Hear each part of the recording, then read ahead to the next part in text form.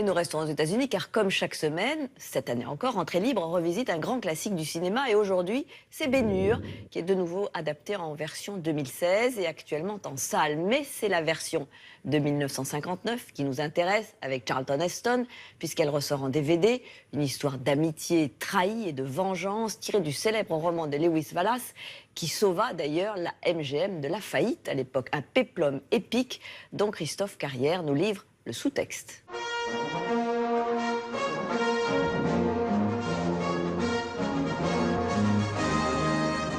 Ben-Hur de William Wyler, tourné en 1959, c'est 15 millions de dollars de budget, qui équivalent aujourd'hui à 123 millions, c'est 11 Oscars, c'est 10 ans de travail, et c'est une expression passée dans le langage courant, « arrête ton char ».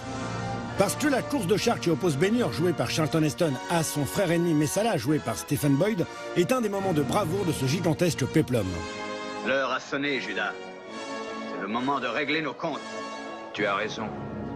L'heure a sonné.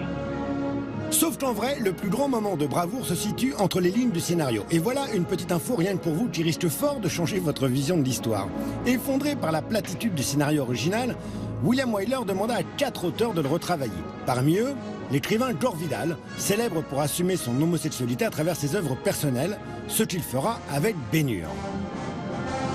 Il suggère à Wyler que Ben-Hur et Messala ont vécu une passion amoureuse dans leur jeunesse et que, quand ils se retrouvent, Messala a bien l'intention de redevenir l'amant de Ben-Hur. Le seul qui n'a pas cette info, c'est Charlton Heston, qui n'aurait évidemment pas aimé l'idée. Du coup, regardez le regard de chacun. Heston est content de retrouver un copain, tandis que Boyd est à 2 doigts de le croquer.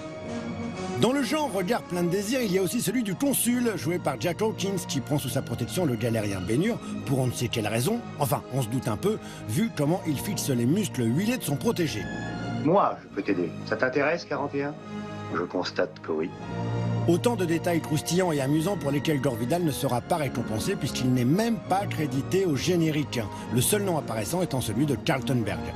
Et vous savez quoi ? Le seul Oscar que Ben-Hur n'ait pas eu est celui du scénario. En revanche, Charlton Heston en a eu un pour sa composition. Pardonnez-lui, il ne savait pas ce qu'il faisait. Tu vas me quitter. Je dois partir.